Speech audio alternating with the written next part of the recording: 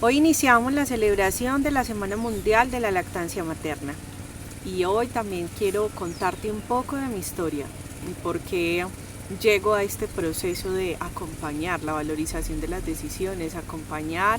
la valorización de la decisión de lactar o no lactar. Resulta que para las tradiciones, cuando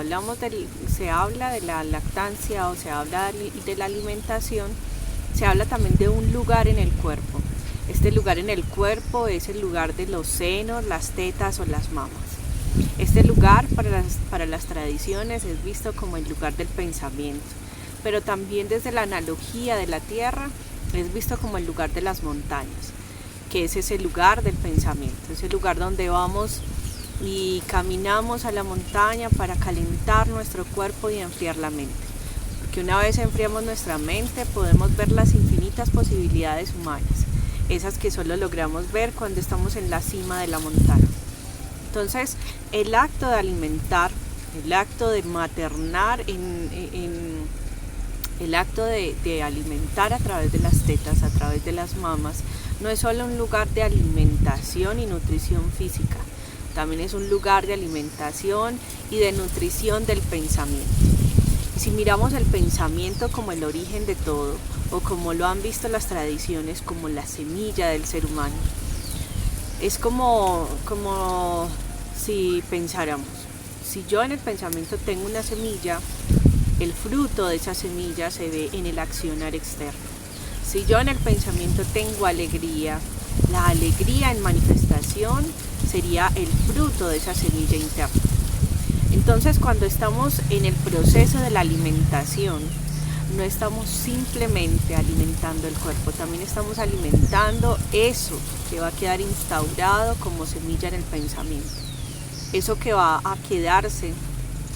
como semilla para otras siembras, para otras semillas, para otras formas existentes de alimentación en cada ser humano. Entonces, quiero contarte también un poco cómo llego aquí, cómo llego a esta comprensión y cómo me he transitado la vida para poder comprenderme a través de la alimentación humana. Entonces voy a contarte un poco de mi historia, un poco de por qué llego o cómo llego a este proceso de acompañar a otros a través de ver profundo también la posibilidad de alimentarnos desde el pensamiento de nuestros padres, desde el pensamiento de quienes han contribuido a nuestra educación, quienes sembraron esas semillas en nuestro pensamiento. Entonces, empiezo todo este proceso de la maternidad y con el proceso de la maternidad llega el primer reto, tal vez el reto más grande que he tenido en el proceso de la maternidad, y es el proceso del dolor al lactar. En el primer momento, cuando llega el dolor, con la información que tenía, con las herramientas que tenía, pues no comprendía lo que el dolor de manera interna quería decirme. Pero lo que hacía era buscar desde las herramientas que tenía, desde lo fisiológico, desde cómo cambiar una forma en mí para poder amamantar, y desde ahí empecé a encontrar que, bueno, habían primero un montón de mitos que había que derribar en mí. El primero es que desde la escuela, de la manera como me había formado en enfermería, como profesional de enfermería, se había integrado en mí la información de que las tetas, los pezones, los senos, las mamas, había que prepararlas antes de amamantar. Entonces, a partir de la semana 37 yo empiezo a hacer todo este proceso de preparación como me habían indicado alguna vez en la escuela y como también muchas veces en mi rol profesional lo había recomendado. Yo me preparo las tetas y después de eso, en la primera mamada de mi hijo, en la primera vez que mi hijo se pega de mis senos, él sale con su boquita, bueno, ya se había tragado la primera capa de la piel de mis senos. Mis senos realmente no necesitaban preparación, eso fue algo que conocí después. Con todo esto y comprendiendo que también era una invitación a derribar todos esos modelos de pensamiento que tenía desde antes, empiezo a investigar, empiezo a estudiar, a formarme para poder también acompañar a otras familias de manera diferente. Desde allí empiezo a hacer procesos con la lactancia humana, después llega mi segunda hija, con mi segunda hija también tenemos retos de lactancia, pero desde allí ya tenía más información y tenía más cosas que me permitían remarme hacia adentro y poder identificar ese signo de dolor que era lo que realmente me decía. Con mi hija pude comprender que lo que tenía era una traición interna de mi propio pensamiento hacia mí, porque yo pensaba y sentía en mi pensamiento instaurado que no merecía el soporte, que no merecía ser sostenida, contenida por el otro. Y por esto justamente creé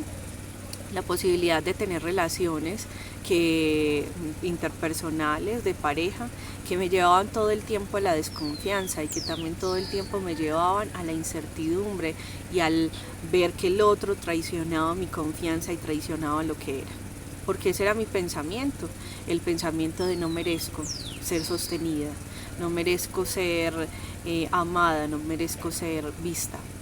Y entonces así es como una forma de analogía o de constelación con el cuerpo y empieza la manifestación de mi hija, nace con un frenillo interdental que no le permite una apertura completa de su boca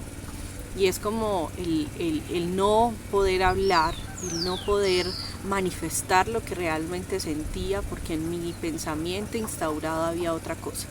Desde los modelos aprendidos, desde el aprendizaje familiar y demás. Entonces desde ahí empiezo a entrar más adentro en mí y llega la posibilidad de estar en una escuela donde hago una formación de 3 años, donde me formo como doula intercultural, una escuela de origen muisca, y empiezo a reconocer cómo los abuelos y cómo de manera ancestral todas las comunidades indígenas venían diciéndonos